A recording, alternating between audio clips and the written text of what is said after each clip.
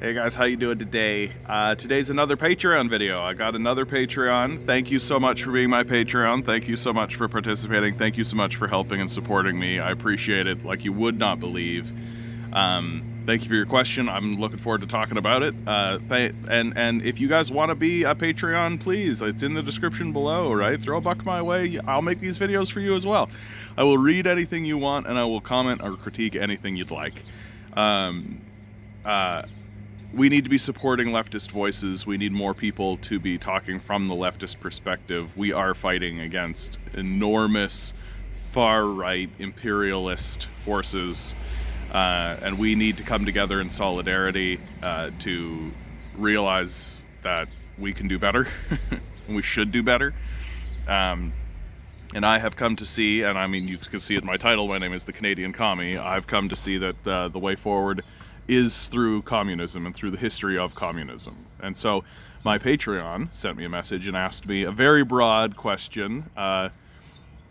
Jonathan, can you speak about communism and the history of communism?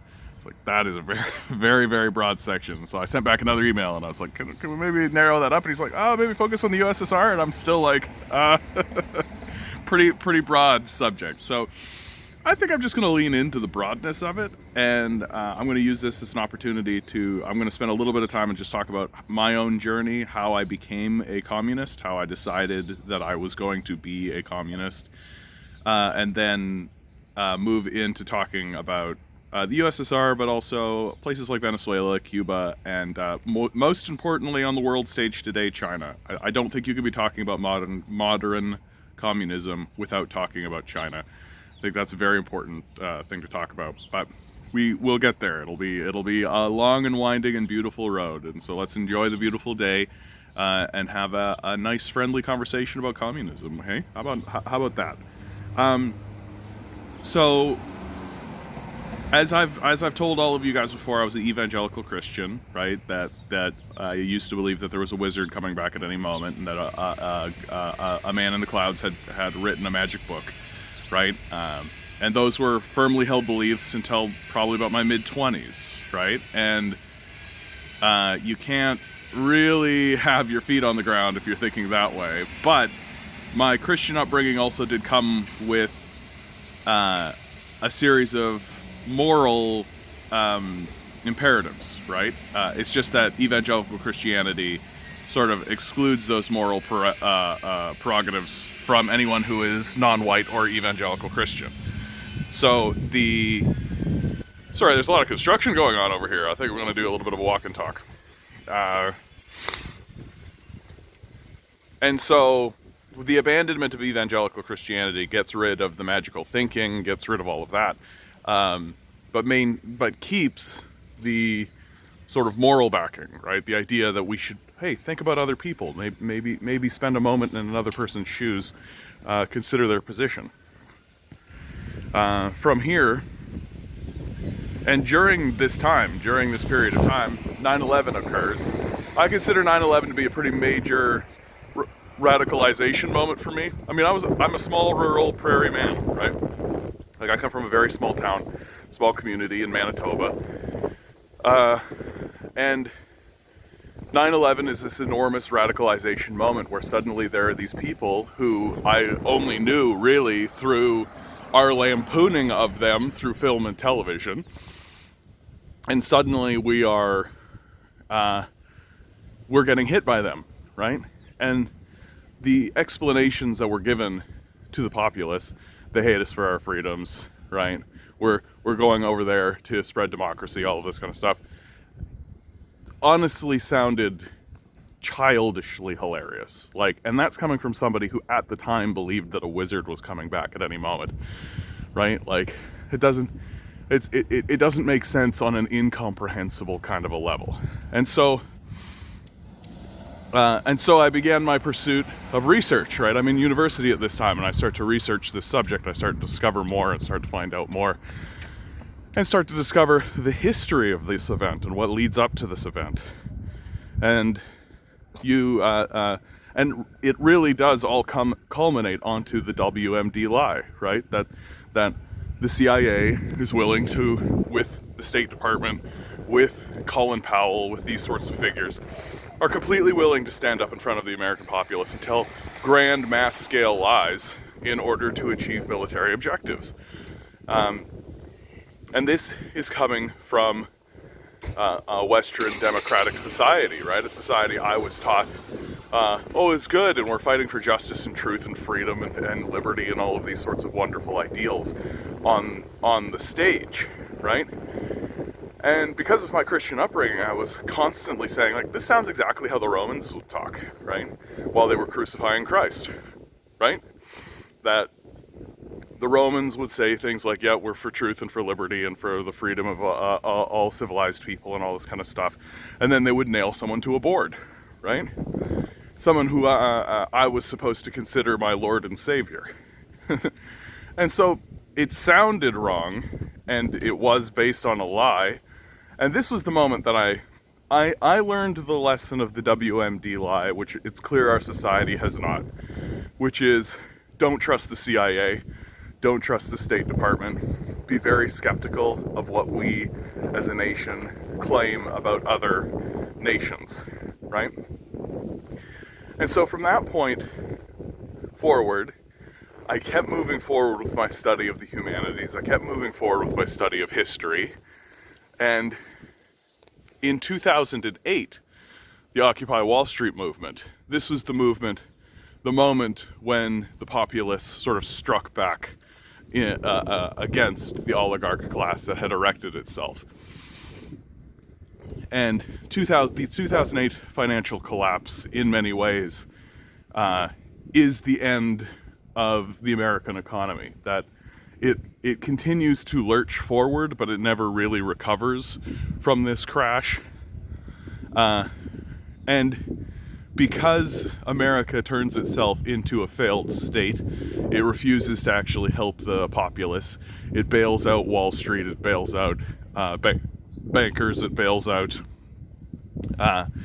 the oligarch class, the wealthy, while completely ignoring the plight of the poor and working people. It becomes more and more obvious as time moves forward that we are in this sort of state of abandonment, right? And the 2008 financial collapse is truly the moment when we can realize that capitalism ceases to function, right? It doesn't work. If you actually allow capitalism to take off its chains, if you deregulate capitalism, it will ultimately collapse itself to the detriment of its citizenry, of the people who are working within it.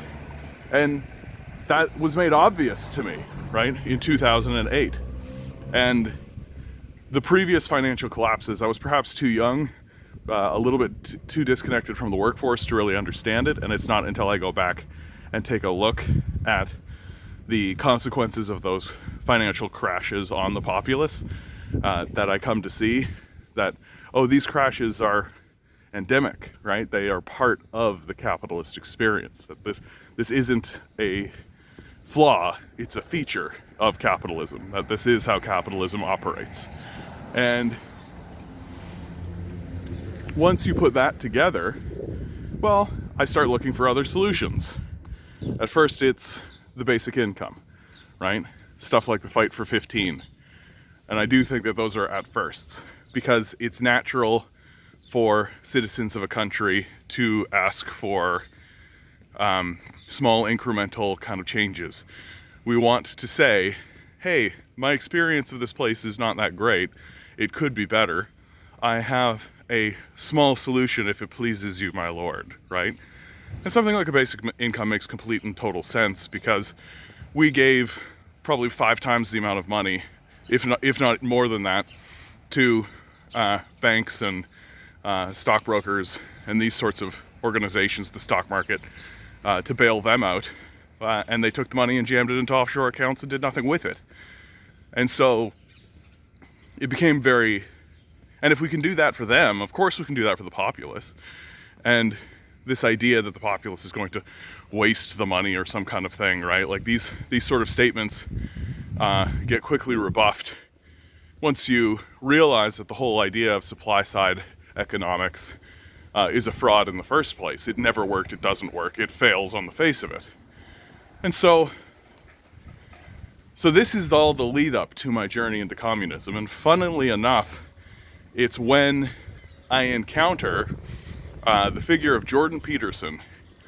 Jordan Peterson is the reason why I become a communist. I encounter his book, 12 Rules for Life. I saw some of his YouTube videos, and at a down point in my life, I was definitely at one of the lower points in my life when I encountered Jordan Peterson. And I think it really does come down to the fact that Jordan Peterson, like me, is a prairie boy, right? He comes from Alberta, he comes from ranching family, and I feel like that straight talk, no nonsense way of speaking is very appealing to me. And his intent in his book, 12 Rules for Life, is to encourage young men to find their way in life, right? He's very open about that. And I found him to be a very helpful speaker. A helpful writer in 12 Rules for Life. And it wasn't until I started to sort of research and continue pursuing Jordan Peterson, because when I find somebody that I like or that I find appealing, I generally read all of their work. That's true of Chris Hedges, Noam Chomsky, Richard Wolff, right? Like, well, you grab hold and you just absorb and absorb and absorb and absorb, right? And so I started to do the same of Jordan Peterson, which was easy to do because Jordan Peterson's not that well written. He doesn't have that much writing. But he has lots and lots and lots and lots and lots of lectures. Lots and lots of lectures. And when you start to listen to some of these lectures, right, he'll just say things and they don't ring true. And one of the things that he would say, and that he would kind of perpetually, continuously say, is that Marxists are evil, that communism is as bad as Nazism, these sorts of things, right? And that never rang true for me, right? It never rang true for me, because as I was growing up and as I was learning and getting all the information I could, there was always this sort of sense in the society that Nazis are obviously bad, right? We can all agree with that. But the communists were never outrageous villains the way that the Nazis were, right? We never really truly despised or hated the Nazis. The communists, the way that we did the Nazis. And when you look through the history of communism and through the history of Marxism, and when you start to explore that, as I did because of Jordan Peterson, you begin to see that people like Jordan Peterson have just sort of fallen for the WMD lie, right? They've taken a look at the CIA and the FBI and the State Department and all these places, and they've gone, these people are fighting for truth and righteousness and liberty and justice and freedom and all of those things. Obviously, they must be. That's why they bomb all these places and torture their citizens and steal their resources, right? Why else would they do that? And it's this sort of delusional position that refuses to self-reflect and refuses to analyze itself in a serious way, which is ironic for someone like Peterson, who continuously is telling you to, it's all about you and you need to stand up straight and all of this kind of stuff and stop blaming society, even though Peterson blames society more than anybody else I've ever met. Anyway, this video is not about Jordan Peterson. This video is about communism. And so it's through this study and through this research that I finally decide to say outright, because I would start to talk about this sort of stuff.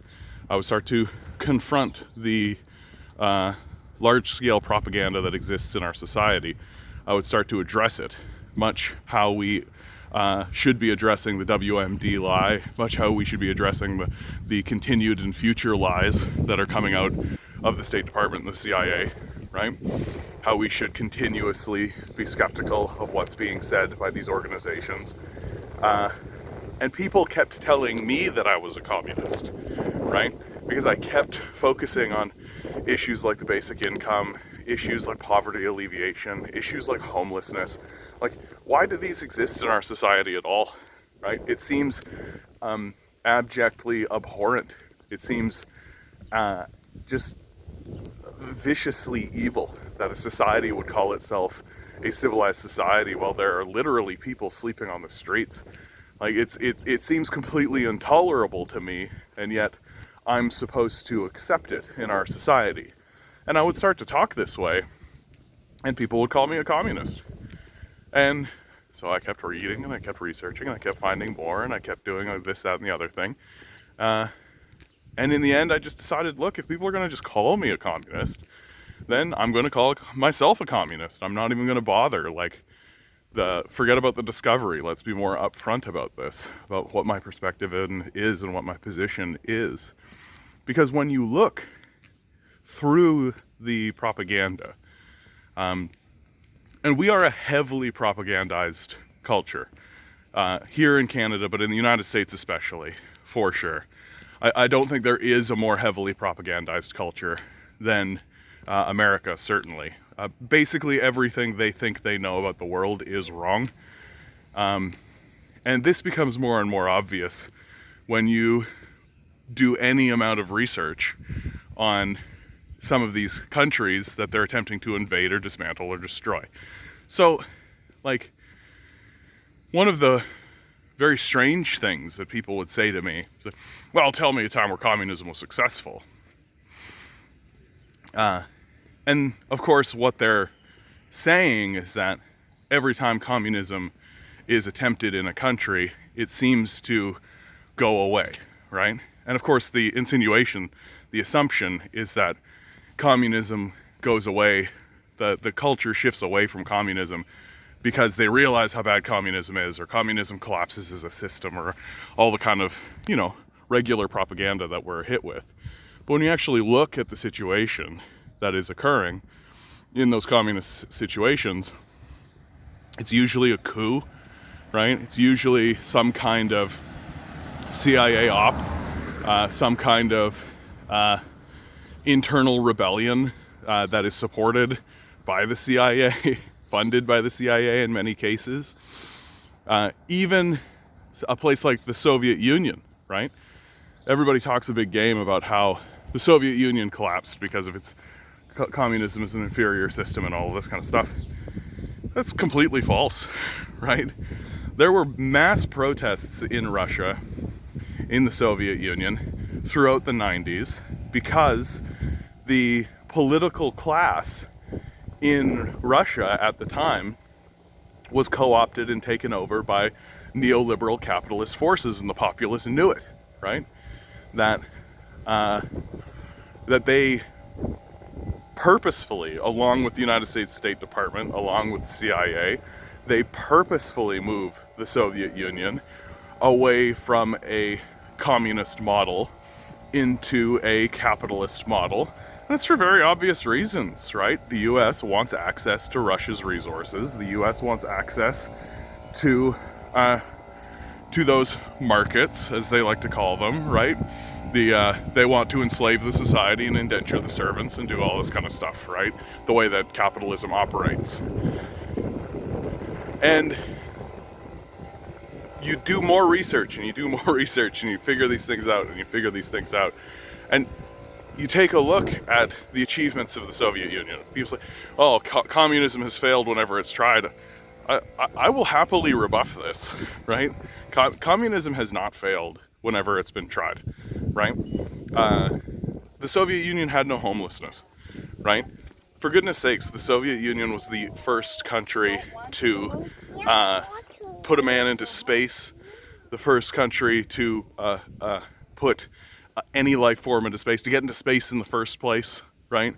That for the United States to beat Russia putting a man on the moon, they had to duplicate their model, right? Like, they didn't use free market capitalism to put a man on the moon, right? They didn't use deregulated capitalism to put a man on the moon, right? They used a state-funded apparatus, NASA, right, with the mandate and the intention of putting a man on the moon, right? They discussed it amongst themselves. They came to the conclusion. They adopted the Russian model, and they did it, right? So, and of course they celebrate this as a great defeat of communism and all this kind of stuff, when in reality, like, yeah, if you take all the research that the Russians have already done, right, all of this focus, and then create a finish line that doesn't necessarily exist, like, who cares? You put a man on the moon first, good for you. Like, how about putting a man into space first, right? I actually make the argument that putting a man into space and getting them back to the ground safely for the first time is a much larger achievement, right? It is a much larger achievement to get into space for the first time at all. Like, that's an enormous achievement, and it was done by the communist Soviet Union. And for very clear and obvious reasons, they wanted to do it. They just wanted to do it. And this is true the more and more you look at it, right? That the reason why the Allied forces defeat the Nazis in World War II is because of the Soviet Union, is because of communism, right? We actually have this really interesting tape of Hitler talking about why he lost on the Russian front, right? That the Nazis have to pull out of the Soviet Union, they have to pull out of Russia, and before the Americans invade Germany and sort of plant the flag war over, Hitler talks very largely about, not largely, but he has a private conversation that gets recorded. You can go listen to this, it's online. It's actually very fascinating. And his reason for why the Nazis lost the war is that he didn't anticipate the productive capacity of the Soviet Union. Man, everybody's constructing something today. Beautiful day, like literally the first beautiful day, and everybody's building something, doing something. Impossible for me to find a nice quiet spot to sit down and talk about communism. Oh, kids these days. That's so dumb. So the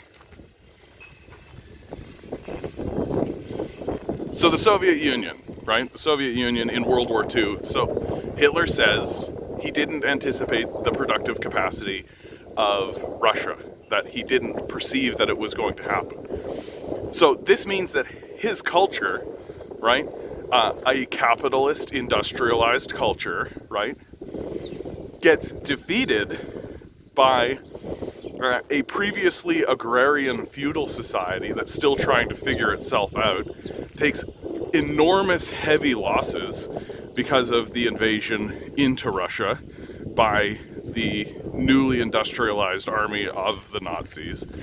And then the communists push back with an enormous war effort built on communist economic principles. And they win, right? Admitted by the loser, the Nazis, right? By the leader of the Nazis. So it gets more and more difficult for me to believe that capitalism is this great system that collapses every 8 years, you know, that ensures that everybody works all day and gets no wages, gets nothing in return for what they're doing, right? Like, it becomes more and more difficult for me to hold this line when I start to see other cultures who are resolving issues that I have with our own culture currently, right? Poverty, homelessness are major issues, right? There are people living on the streets. You can see them. And communist societies resolve this. And the critiques that come out of the capitalist class towards the society, like they'll take an aerial photograph of sort of drab-looking apartment buildings, right? And they'll say, "Oh yeah, here's communist architecture. Isn't it so brutal and ugly?" And I'm just like, you know what's really brutal and ugly? Homelessness. I would much rather have, like, you know, kind of like a couple of rows of gray, ugly buildings that people lived in than, you know, a street full of homeless people, which is what we're doing now, right? That the critiques of this society, like here's a really good one. Here's one that I can kind of sink my teeth into a little bit more. Like, people will go after, let me frame this a little bit better. People will go after communist countries by decontextualizing what's occurring and then comparing what's happening to sort of a mystical, non-existent utopian vision of what a society should look like, right? They won't even compare what's happening to their own society or their own culture, right? So you think about the Gulags, right? This is something that Soviet Russia has been dealing with for forever. People will just flippantly discard the achievements of the Soviet Union and the achievements of communism in that society by saying, oh, they have this horrible Gulag system where people are in slave labor and their lives are discarded and there's political prisoners and oh my god, it's just a horror show, right? And so you take a look at the Gulag system. First of all, you take a look at who's making the claim, because if the claimant is the CIA or the FBI or the State Department, you can just put a pin in that and say, okay, so these are probably lies, right? We can accept that the CIA and the FBI and the State Department are lying and have reason to lie about foreign power. And so something like the Gulag, when you contextualize it within the history of Russia. So the Gulags are erected and they exist as a prison system under a feudal monarchy, right? The Tsars. That communism didn't create these Gulags. They didn't erect them with purpose. That they inherited them, right? That after the revolution, where they confront the monarchy, confront the feudal lords. And remember, Russia is primarily an agrarian society at this point. So after this confrontation, they inherit these gulags. They just have them. And as well as the prisoners who dwell within them, right? And so then you start to take a look, okay, well, how did communist Russia deal with these gulags? What did they do with these gulags? What were these gulags for? And more, the deeper you go, the more you see, oh, these gulags are just a prison, right? It's just a prison where they keep criminals and prisoners, like every society has, right? And more, you see that the accusations that are being levied against the Russians are simply based on xenophobic lines, that we are supposed to see Russia as a villain simply because they are not us, right? That we must be good because we are us, and they must be bad because they are them. This is a garbage way of thinking, right? This is a garbage way of thinking. That you look at what has happened, then you look at what is happening, and you accept that sometimes cultures and people are just put in bad positions, and that they have to deal with those bad positions, and they have to deal with the hand that they're given. And that what matters more than comparing it to some sort of utopian idea of what they should have done, the sort of armchair quarterbacking that we do, is that you accept the lot they have, and then you compare what they have done against what has been done in the past or previously, right? That's what progress actually is. That you compare. So the Russian Tsars had this Gulag system, and they used it as a Gulag, right? As torture chambers, debtors' prisons, the sorts of things that the communists are accused of. But the communists don't use it this way, right? They use it as a prison. And I'm sure that you're going to find that one occasion, right? Everybody does this, right? You'll find that one occasion that where somebody abuses their powers Because this is the other thing about communism, right? And the West generally. There are still humans involved in this project, right? And we can't get away from that. And it's unrealistic to believe that there will simply be no corruption in any system, because our own system is rife with corruption, right? It's rife with corruption, but I don't really care or talk about that much, because of course it is. There are humans involved, right? That the purpose of any political system, you can't get bogged into this insistent desire or demand that the system has no corruption within it, because then your system wouldn't have humans in it, right? It can't have humans in it if your demand is no corruption. Humans are corrupt. We're corruptible infinitely. There are people who get into politics and get into positions of power to be corrupted, right? And there's no getting rid of these people.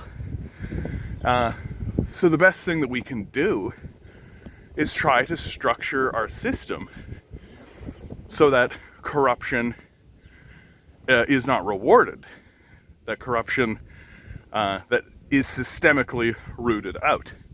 Our system rewards corruption, that the more corruptible you are and the more easy it is to be corrupted, the better you do, the more wealth you accumulate, the more you do for the oligarch class. That's how it's structured. Communist societies generally confront their corruption. Take a look at what China is doing. China, stairs, getting old, you guys. So China outright, just simply by raising the punishments for white-collar crime, right, for corruption, does more to confront corruption than any Western nation does, than any capitalist nation does. So, great example. The 2008 financial collapse, right? It's a series of white-collar crimes. Literally no one goes to jail. I think one guy got like a little bit of a prison sentence, some aide somewhere, who was barely connected. But no fundamental issue happens. In China, under their corruption laws, the people who were involved in that scandal would have been put to death. Now, I'm not arguing for the death penalty, and I actually do think this is something that China needs to work on for itself as it evolves and it grows as a nation. Certainly the death penalty is a more serious punishment than zero, right? Or a fine. There's another thing to do. Like, China has the position that if you're going to engage in corruption, you're going to go to jail, right? And my view is that if someone doesn't go to jail, then justice didn't happen, because once you have $1 billion, a fine is almost meaningless, right? It's just like an aw shucks kind of thing, and can be safely ignored. Like, you just sort of keep going on your way. You probably don't even show up to the hearings, right? You just send your lawyer. Because once you're wealthy enough, you don't actually need to do any of this, right? And a fine is not scary for a lawyer or for a billionaire. And so, one thing, touching back on this statement of, oh, well, communism has always failed. Well, this is like a fundamental misunderstanding of what the pursuit of communism actually is, right? That communism is itself an unfolding evolutionary practice. That it is actually, capitalism makes the argument that we are at the end of history, right? That this is the best system, this is it, we've done it, right? Which is fundamentally an argument against evolution, against change, against the ongoing process and unfolding improvement of the society, right? That if you are going to make this claim that you are at the end of history, or you are at the end of this journey, then you can safely ignore any future issues that exist in your society, right? You can just say, oh no, that's your problem, right? You can individualize it. You can pretend like it's just this one person who needs to struggle with this kind of thing, because we're here at the end of history, we did it.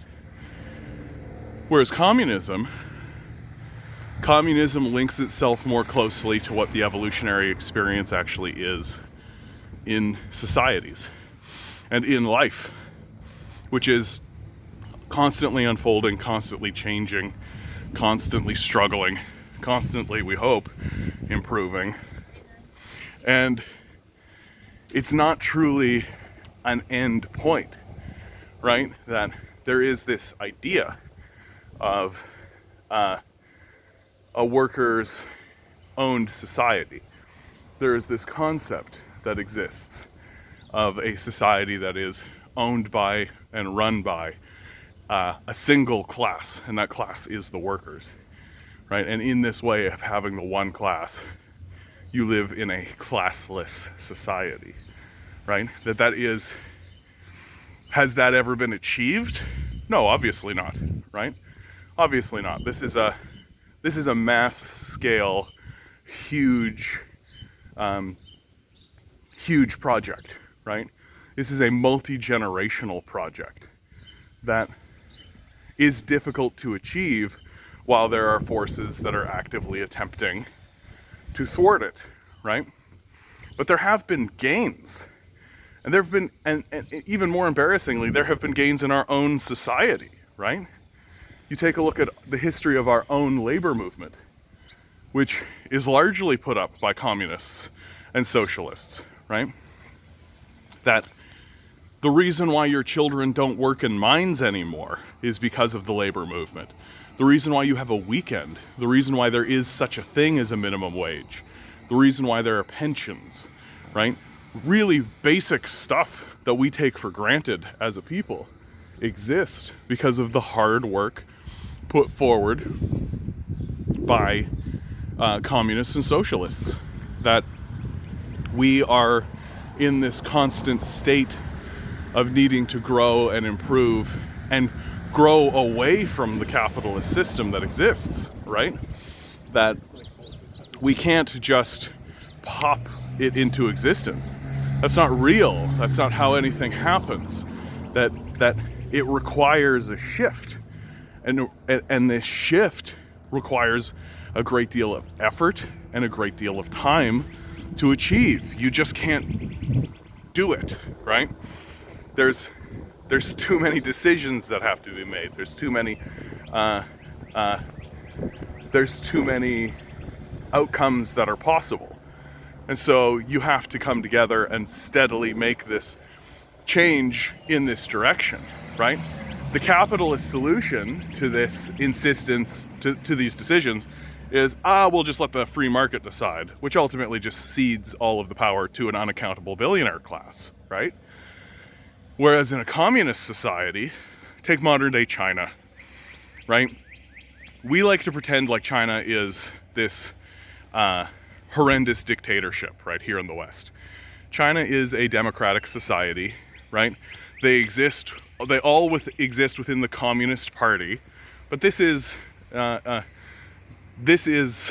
the ruling political body, right? That everybody exists as a communist, and that the nation of China is not going to be ruled by anyone who's going to stand up and say that they are not anything but a communist or attempting to pursue communism, right? But within that party, there is robust debate and democratic decisions get made. People are elected. People are put into power through elections. Oh, being barked at by a little dog. Hi there. Hi there. I'd show you guys, but I made the promise I'm not gonna show people without their permission.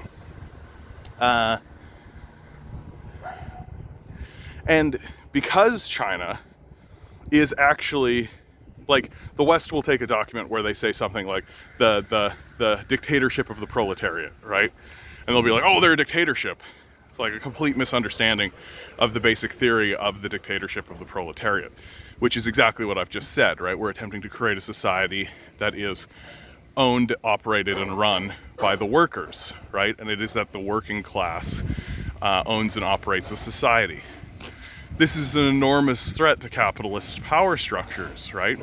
Because capitalist power structures want the society to be owned and to operate, owned by a small group of oligarchs, right? Which has always been the case in America.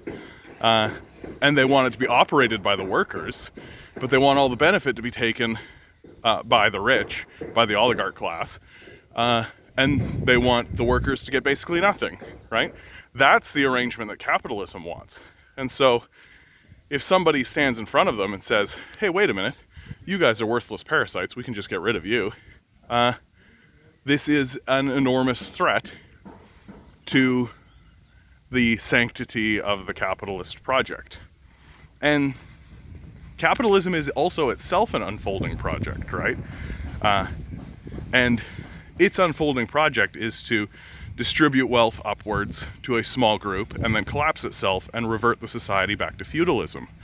And it's usually from these feudalistic positions that communism comes from, and then gets critiqued by capitalists for being violent because it requires a revolutionary force to overthrow capitalism, which refuses to cede power rationally through electoral means, right? Like, this is a great critique of communism that I see all the time. That, oh, well, they're violent, and oh, they're doing this and that and the other thing. And like, well, they've been brought to it. They have to, right? Like the Russian Revolution, or the revolution in China, right? The Communist Revolution in China, the Cuban Revolution, right? With Fidel Castro and Che Guevara. Like, these people are brought to this. That, like, when you're watching Star Wars and you see Luke, right, blow up the Death Star, are you sitting there going like, what a violent, oh, that man, like, he should have used peaceful modes to find, like, capitalists and monarchists bring war to the populace as a default, right? That's how they operate. That's how they communicate. And once you get into the feudal structure that capitalism leaves behind in its wake, oftentimes there is little recourse, right? We are in this sort of unique period in this conversation because here's the first time where large-scale Western societies that have claims to democratic systems have a collapsing system. And so the question becomes, can we resolve these collapsed economies and these collapsed societies? Can we resolve them through our democratic process? Well, if we take a look at what happened in World War II, when Germany's economy collapsed and Germany's capitalist system failed the populace, it is oftentimes not the case that the democratic process is able to resolve the issue, that the capitalists bring war, right? Like, when Germany's economy collapsed and the society fell into an enormous rage and felt humiliated and felt angry, they seized hold of somebody who galvanized that anger and that rage and sent the country to war and brought an enormous, large-scale war to Europe and Africa, and Russia, and involves the United States even. That this is how capitalists resolve their issues, is through war. And yet when the communists pick up arms in order to remove the capitalists and the monarchists from power, oh, well, they're the villains. Certainly. Oh yes, they're the murderers. They're the evil ones. How dare they defend themselves, right? How dare they defend themselves? And it's this constant, like, because of my upbringing, because I guess of how I was taught, I constantly am putting myself in a position where I'm asking, I'm trying to put myself in the position of the other. I'm always attempting to do that. And once I did that with communism, with the communists, once I kind of perceived what their life would be like and the decisions that they were making, I became very sympathetic to the communists, right? Like, imagine you're living in Cuba, you know? You're living in Cuba and there's this foreign power, America, and Britain, who have taken over your country. They're on your island, and they're doing exactly what capitalists do, right? They're making you and your family and everybody do all the work while they do nothing. And they take all the benefit and you get nothing, right? You get barely a subsistence life. And if you attempt to organize in order to change this arrangement, they just send in the military and clear that out, and they have you killed, right? Because that's how capitalism resolves its issues. And if you're living under such a tyranny, right, which we all live under, we live under a smiling tyranny where we spend most of our lives locked into jobs that pay us a subsistence wage, while the surplus value of our labor goes to people who you've never met. And we're all just supposed to smile and move along with that, as if that's not a major failing of our society that needs to be addressed and confronted.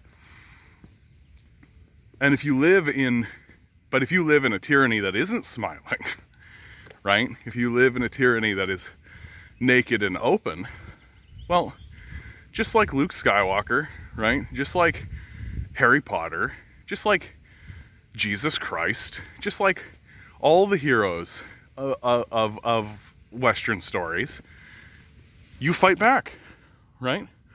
You fight back against that kind of oppression, and you would expect people to fight back, and you would hope that they would fight back, because heroes fight back, and they fight against, they take all of the propaganda that the CIA uses in order to propel us into wars of aggression, and they actually use it for how it's supposed to be. And if our oppressors were actually interested in what they talk about, truth and justice and all of these sorts of things, then they would listen to what is said and they would reform the society, right? They would say, oh hey, yeah, student debt, what an abomination that is. Let's get rid of it. They would say, oh, lack of health care, what an abomination, let's get rid of it, right? And these are things that have been done and that can be done. And they've been done in communist societies, right? Like, you go to a communist society, you're not paying for university, right? You go to university. You go to a communist society, you're not paying for healthcare. You get healthcare, right? Like, for goodness sakes, the Cubans were trying to send doctors to America to deal with their COVID crisis. Like, and like, this is the other part of how communist societies work. Like, how the Americans work and how capitalism works is if you want something from your neighbor, you bomb them and steal their resources, right? That's how we've communicated with the world for 100 years, right? For 100 years, for our entire country's existence, for the entire existence of capitalism itself. Excuse me for a second, guys. It's quite warm today. and I am too bundled up. Oh my goodness. Climbing up hills, walking around. I was expecting to sit on my porch. Construction. Thanks for sticking around, guys, if you're here, by the way. This is a big long one, and I'm going to make it a big long one. I don't mind to do that, because this is a subject that touches me near and dear to my heart. It's broad, and it goes all over the place, and I feel like I'm winding. I hope you're enjoying it. I hope you guys are having a good time in your life generally. I know things are dumb, and we're all trying. God bless us all, we're trying. So,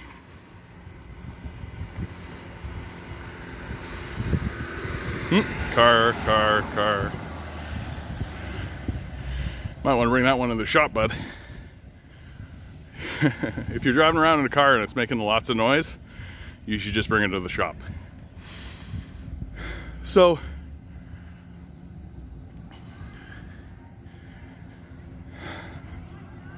communism as an ideal, as an idea, as something for us to strive for, right? Like, you can fall into kind of utopian, like, sectarianship here, right? Where, oh, you know, and the skies will open and there'll be great beauty and all of this kind of stuff. But in my view, it has nothing to do with this sort of utopian idea. It has to do with access, right? That what you want is a society where everyone has access to it, where everyone can interact with everyone freely, where everyone can talk to people, can communicate with people, and we can live in a society where of equals, where our communication with one another, our demands or our desires, our ideas mean more than control systems, right? Like the economic structure that we currently live in. The economic structure that we currently live in is a control system, right? And it's the only purpose for it. Like, we don't live, like, money isn't real, right? It's not something that, like, we can manipulate it, we can change it, we can shift it, we can do what we want with it. We can forgive debts, we can create money, we can do all sorts of things.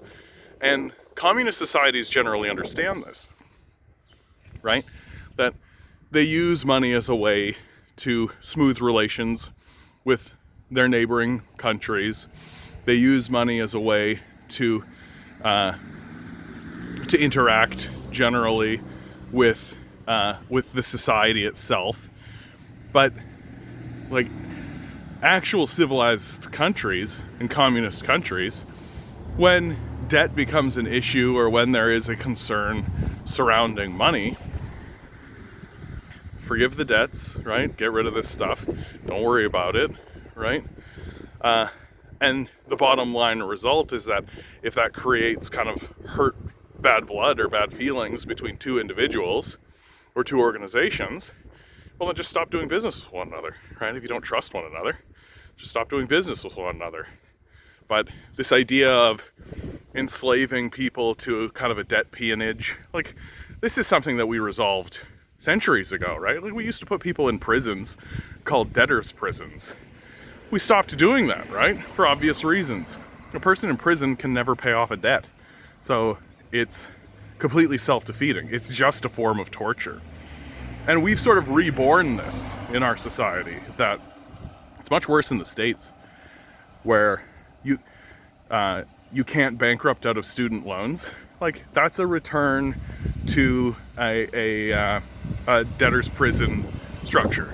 But instead of putting them in a physical space, instead of putting them in a physical prison, you put them in a financial prison, right? You create systems of credit where you can keep track of people's failures, right? Yeah, this credit, incidentally, credit system was created in 1989, right? Like, our parents, literally our parents, were buying houses like this behind us with like letters from their priests or their pastors or their boss, right? And then they created this system of credit that doesn't work. It's a complete failure, and only exists to exclude people from the society. And herein lies the nugget. If you've made it to this point, here's a little nugget for you, right? That capitalist systems exist as exclusionary, right? That they want to exclude people. That's the structure of it. And capitalists are very upfront about that, that if you fall down in a capitalist society, well, then you have to pull yourself up by your bootstraps, right? You have to stand up straight with your shoulders back. The support system, there is no support systems, and in fact, if you need to rely on support systems, well, that makes you weak, right? And if you find yourself in this kind of position, where you are needing to rely on the society to help you through a period of time, well, the capitalists are going to do everything they can to make your life more difficult.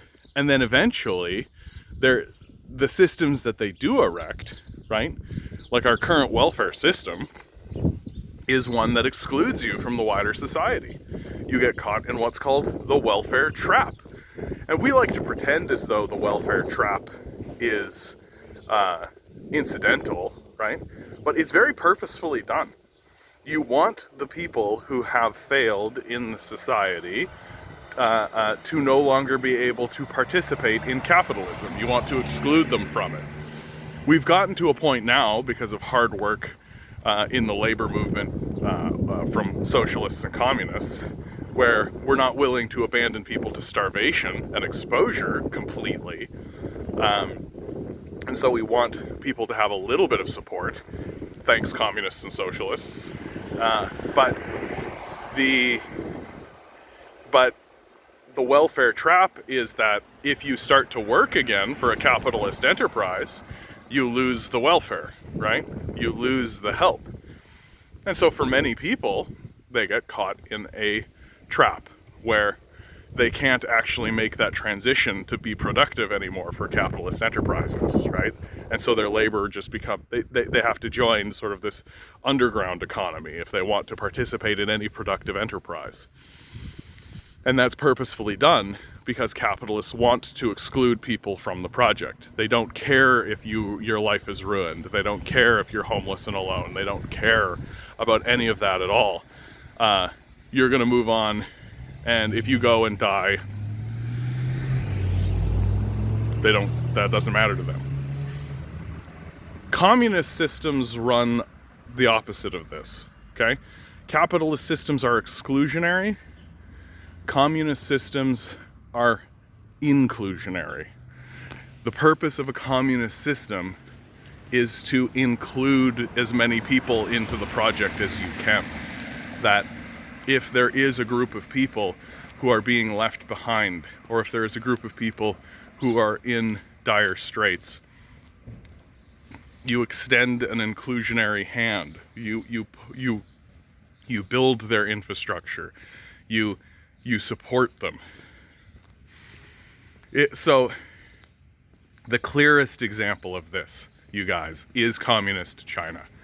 That China has, over the last 40 years, while America has been eating itself alive, right, through its neoliberal policies, China has been building this enormous industrialized modern society, and they've been doing it through communist ideas and communist principles, that we should talk to one another and make decisions about how we want things to move forward, instead of allowing this chaotic free market to decide, right? Again, when I say free market, like, there is no true such thing as a free market. Like, billionaires own the market. And so when somebody is saying they want the free market to decide, really what they're saying is they want the billionaires to decide, right? That you don't actually have a say in what happens. You don't actually get to participate. You're excluded, right? It's the billionaires who make the decision, and then you do all the work to actually make that decision happen. Whereas inclusionary systems would say, okay, everybody makes a decision, we all decide, we get together, and then after the decision is made, we all move forward and work to execute on that decision, right? That's an inclusionary system. That's how that works. The reason why America is so terrified of modern day communist China is because China's economy is about to surpass the American economy on the world stage. That by every indicator, China's economy is going to become more powerful and has no signs of slowing down, right? That's the other part of it, that the Chinese economy has no sign of slowing down, that it is just racing itself forward and has every sign. Like, think about this, okay? Think about this. 40 years ago, okay? 40 years ago, China was still this poor, impoverished, like cities made of wood. You know how you watch like a Chinese movie or a movie that's set in China, right? And it's all like wood huts and like paper and like all this kind of stuff. Like, this is what their cities look like. This is what this is what it was like in China. And in a very short period of time, they build these monolithic, amazing cities.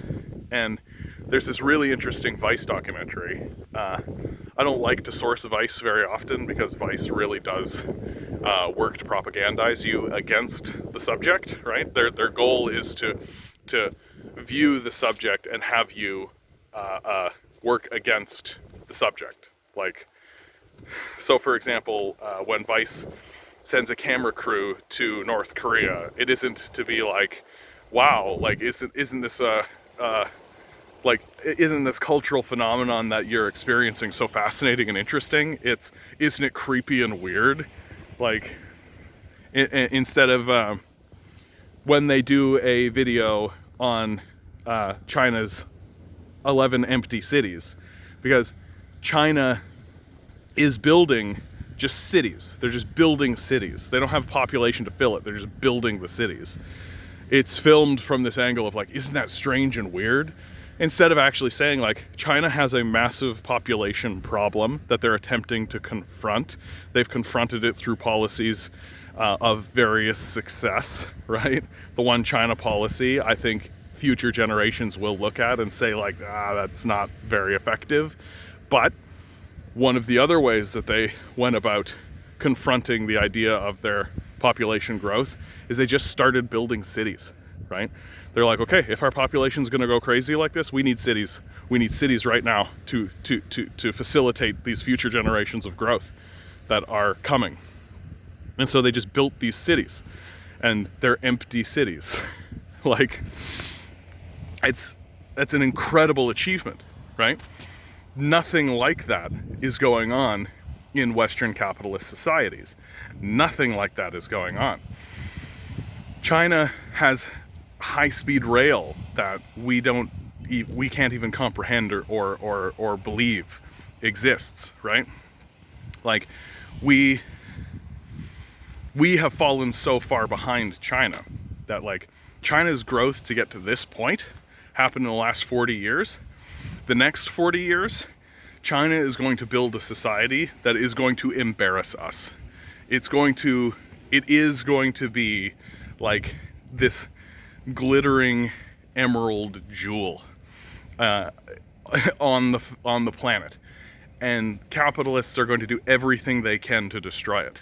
Because if the Communist Party of China is successful in creating a new model for how to structure a society to have better outcomes for its citizenry, as it is doing, then the world is going to start demanding it, right? That the citizens of America are going to start demanding it. They're going to start saying to the oligarch class, hey, why don't we have this amazing high-speed rail system that China is building? Why don't we have this, why is it that all of the people around us despise and hate us, right? instead of China, who is building peaceable relations with the rest of the world, right? Like, when I take a look at what's going on the world stage, like, America rules through fear. Like, that's how it rules. That it does what it wants. It doesn't care what anyone else thinks. And you're either with us or against us.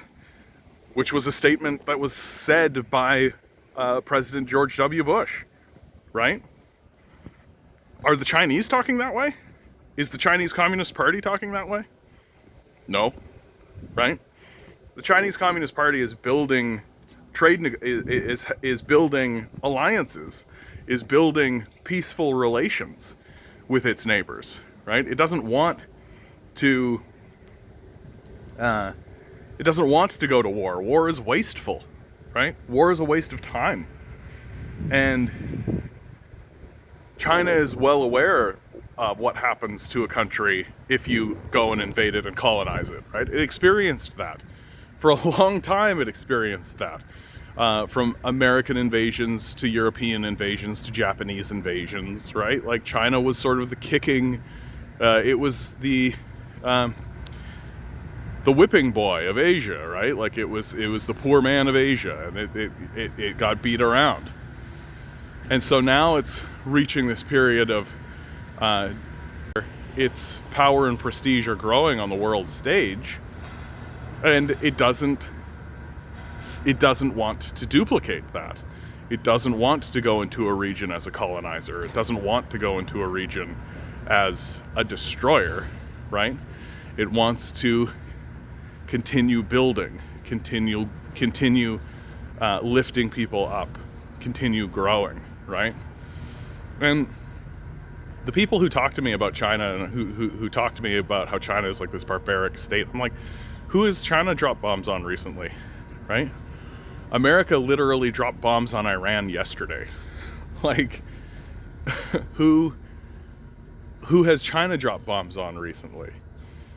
And it all kind of falls back into this classic inability for us to self-reflect, to gain self-awareness, to take a look at what we are doing and how we are acting, and to speak of other nations from a position of abject xenophobia, right?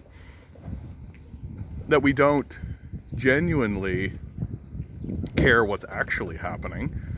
We don't genuinely care to take the position of the other, to walk a mile in someone else's shoes, to do any of that. We're not genuinely interested in that. We're interested in domination and control, right? We're interested in domination and control on the world stage because we're capitalists. That's how capitalists operate. They operate from a position of supremacy. They want, more than anything, to subjugate people. Like, that's what this whole America First thing is, right? Like, when you pause and you think about what's actually being said, right? You're saying America first. Well, that's just an admission of supremacy. That's just an admission that you view what's going on as a conflict, as a competition. And you are breeding competition. Capitalist societies breed competition and breed conflict where none exists, right? And they do it out of this straight up xenophobic, racist desire for white supremacy. That's how capitalism operates. It propagates itself through war and death and theft. And then the citizens, the main beneficiaries, people like Jordan Peterson, get to pretend like capitalism's the greatest system because they don't see the theft. They don't acknowledge the theft. They don't acknowledge the systemic stealing, the systemic war that is constantly threatening and constantly existing in capitalist societies They don't participate in it, they don't acknowledge it, they don't care about it, but they benefit from it. And so if you do that, of course you can say that capitalism is the greatest system in the world, right? All you have to do is ignore everything it does, right? All you have to do is ignore it and just walk around, head in the clouds, not paying any attention to what's going on directly in front of your face, right? Which is why, like, it's always odd to me that the critiques that come down to Justin Trudeau at the moment from the Conservatives, right? They're constantly trying to critique Justin Trudeau for something, but they don't actually bring up, like, hey, he's selling weapons to a Yemeni genocide, right? You notice that? That never comes up. Because fundamentally, the Conservatives agree with that position, right? Fundamentally, capitalists agree that there should be a Yemeni genocide. We should go in and destroy that place.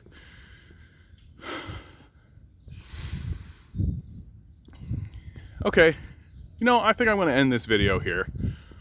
If you've made it to this point, guys, like, if you've made it to the end of this video, you have to subscribe. Those are the rules. Thanks for listening. Thanks for participating.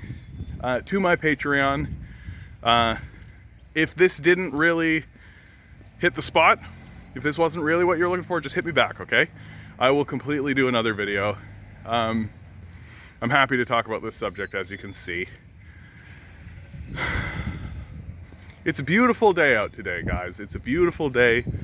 If you've got a beautiful day, please go and try and enjoy it as best you can. I know most of us are just jammed in buildings, trying to make a go of it, trying to earn a wage for people you don't know.